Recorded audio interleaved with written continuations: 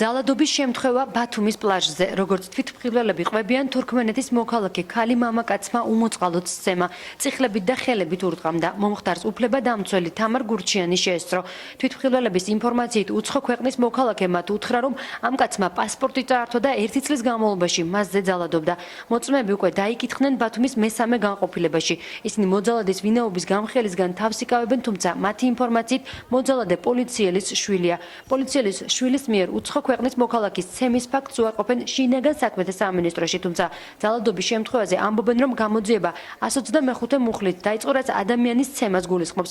პასუხისგების საკითხს ექსპერტიზის ჩატარების შემდეგ დაადგენენ.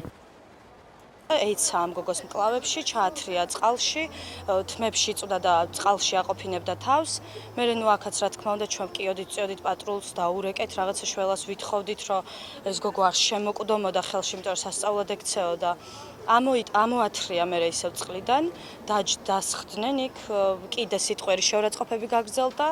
მერე ისევ ყელში წვდა რაღაც ჯანჯღარებდა თუ დახრჩობას ცდილობდა. როგორც მსხვერპლმა განაცხადა, ამ მამაკაცის მამა არის პოლიციელი. მსხვერპლმა ასევე ისიც რომ დაამატა თუ საცხოვრობდა ეს მოძალადე, ხო?